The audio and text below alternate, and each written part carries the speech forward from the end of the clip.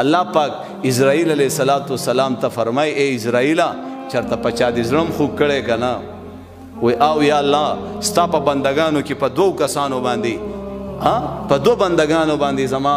زړه ډېر دردېدلی دی او ډېر چې کم دی خفه شوی دی وی په چا وی په فلانکي ځای کې چې یو زنانه په کشتۍ کې ناسته وه اچانک هغه کشتۍ په ډوبېدو شوه او تا ما ته حکم وکړو چې یا الله تا ما ته حکم وکړو چې لاړ شه او د دې زنانه په دې غېږه کې چې دا کم ماشوم دی د دې مور نه ولا ساه واخله د دې ماشوم د دې مور نه روح قبض کا نو چې زه لاړم او د مور نه مې ولا روح قبض کو نو هغه ماشوم باندې مې زړه ډېر ودردېده چې یا الله دا خو وړوکی ماشوم دی د ده به څه کېږي په دې ماشوم مې زړه ډېر خفه شو وی په بل چا دې زړه خفه شوی و یو هغه شداد باچا چې په دنیا کې ځان له جنت جوړ کړی وای تاسو جنت کوئ پیشوي زه درله په دنیا کې جنت جوړو داسې خلک هم تیر شوي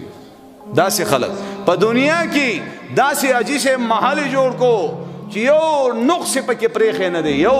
غلطي پرېښی نه ده غټ غټ انجینران بیا راوسته چې معمولي غونته کې یو ځای کې به زما محترمو غلطي وه د سر نه بیا جوړ کو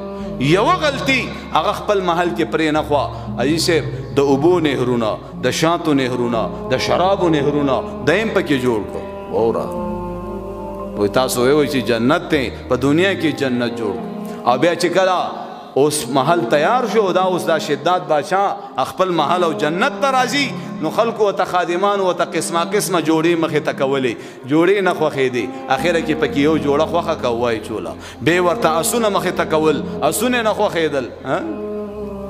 لوی ده که نه تکبر دی لویوالی دی نعمتونه چې کله زیات شي که نه بیا انسان ناشکرۍ او تکبر شروع کړي بیا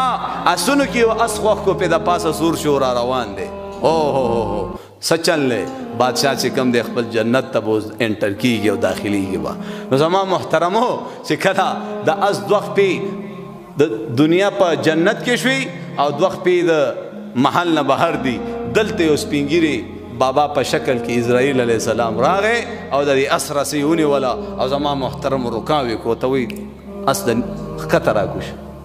او ته وایي ته څوک یې ما د اس نه ښکته کوځې پوه شوې وایي نه که نه زما تاسو ضروري کار دی ضروري کار دا اس نه راکوځېدو وایي ښځه دا غوږ خو رانږدې کړه چې غوږ ورنږدې کړو ته وایي زه اسرائیل علیه السلام یم هلته زما محترمو په هغه باندې لړزان ولګېده چې لږ دومره موقع خو راکړه چې دا نه وخت ختم دی جي وخت ختم هماغه اس د پاسې تېنه ساه واخسته او زما محترمو اس نه لاندې پړ مخې راغورځارو و یا الله په دې بادشاه باندې مې زړه ډېر ودردېدو خفه شو چې دا جنت خو یې کتلی وی خپل نو الله جل جلاله ورته فرمایي اصل کې دا هم تا په یو کس باندې زړه خفه کړی هغه مور چې دی ولا واخسته او د مور نه دی ولا روح قبض کو او دغه ماشوم تنې تنها او بې اسرې پاتې شو چې کله راغړ شو د خدایۍ دعوې وکړه او هماغه دغه شداد بادشاه ترې نه جوړ شو دا تا اصل کې په یو کس باندې زړه خفه کړی زما محترمو پاتې کېدل د هیڅ چا نشته تیارۍ سره لاړ شئ